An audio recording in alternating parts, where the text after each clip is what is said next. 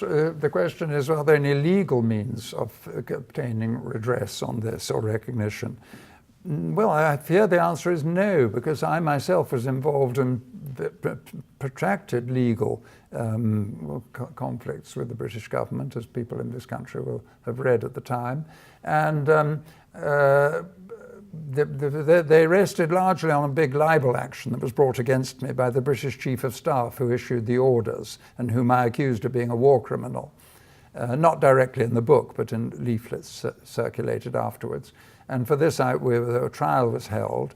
The judge, after 3 months, he ruled out any evidence from, which was embarrassing to the Lord Aldington, as he was called now.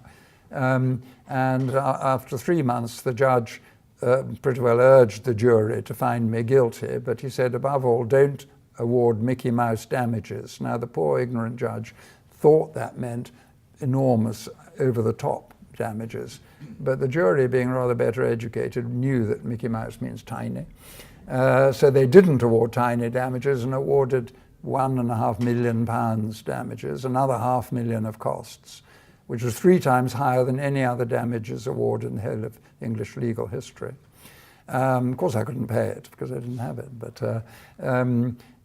then, of course, history is, especially of this, a case like this, which involves literally millions of people, it can't be so easily suppressed. And because more evidence began to appear. Lord Aldington's case primarily rested on his alibi, that he left Austria, which indeed he did, but he left before the fatal orders were given, and therefore he personally couldn't be held responsible. But we didn't have a signal at that stage giving the exact date he'd departed. So though I'd written my book on the basis of letters he'd written to me saying he left late in May, he had suddenly changed it when he took out the libel action and said, oh, no, I remember now, I left 5 days earlier than that. But we then found in the Public Record Office the signal from his own corps headquarters giving the date, which showed he'd lied. About 80% of the trial was about his date of departure, that he had, without question, lied. But I knew by now what English judges are like. So I thought they'll just say, oh, this is a mistake. I managed to track down the British colonel who was in charge of this signals unit and tape recorded him, and I showed him the photocopy of the record saying the Brigadier General Staff left yesterday, giving the date. I said, could this be wrong? And he said, no, it couldn't be. I'll tell you, there are several reasons why it couldn't be wrong. Of course, anyone can make mistakes. But he said, we were a special unit reporting direct to Field Marshal Alexander. The man who sent that signal was based in a caravan next to Aldington. So if and every day had a briefing. So if he didn't know what time, when he left, well then who on earth could know?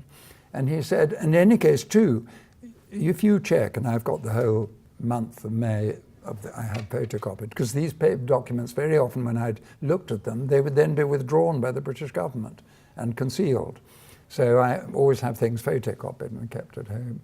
And he said, you'll look and you'll see that if there was a mistake, it's always corrected within 2 or 3 days. So then my legal advisor said, right, we've got him. We'll take out an action for perjury against him. And then the next thing we heard, that the judge to hear the perjury case said, yes, that we'll hear this, but it'll be heard in secret in the basement of the law courts. And the public and press won't be allowed to attend. The only person was Georgina who came to attend. And the judge, on the first day, when this signal was read out on which our case rested, the judge interrupted and said, that can't be true. And my QC, who was acting for nothing, because he felt it was so, the whole case stank, it went quite red. And he said, well, what makes you say that, my lord? And he said, well, it can't be true if Lord Aldington says it isn't true. And then my QC said, I'm not going on with this because it's a waste of time. That judge is so biased.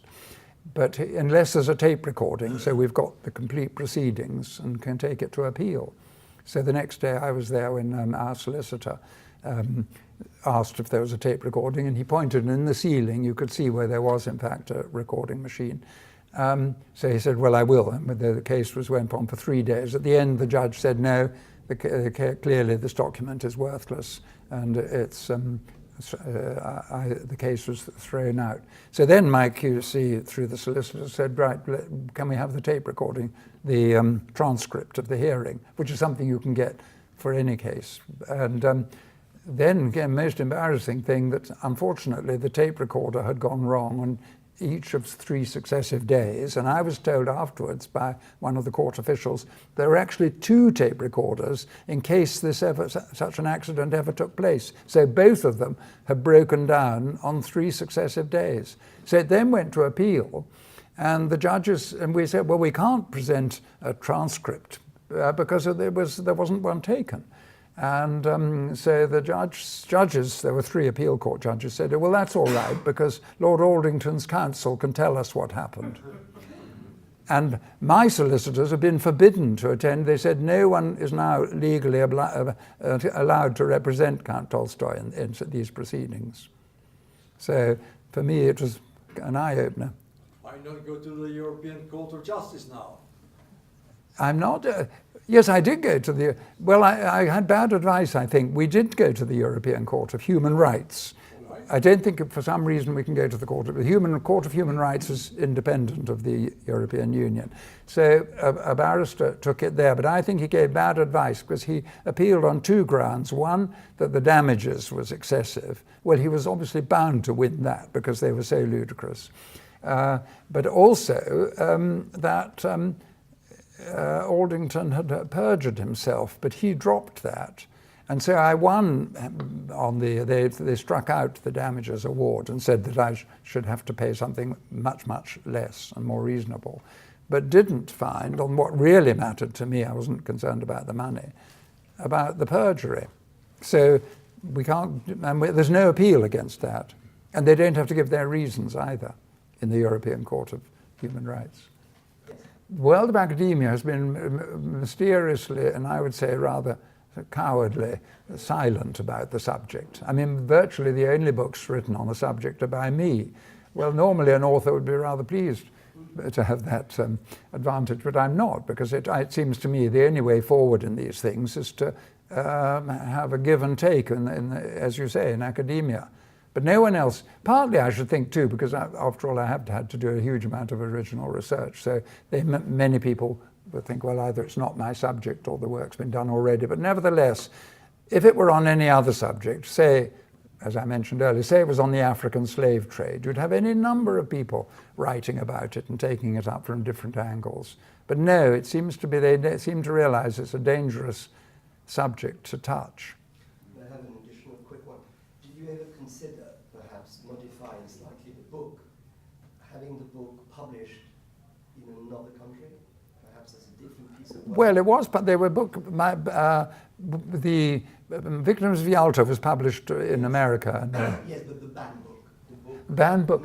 The trouble was that publishers tend to be quite cowardly people, in my experience, even in America. I mean, they're bolder there. For instance, as a book in the French language? Well, no one has offered to do it. Perhaps we can look into it. Well, I'd be very, very glad if it happened, because the more widely it's known, the better. Requiring slightly modified in order to constitute a different... Yes, sometimes they have a different angle of interest, yes.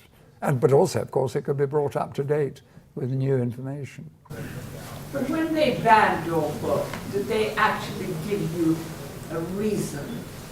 What, a passage from the book, or was the book on the whole was banned because you were making a statement against the government?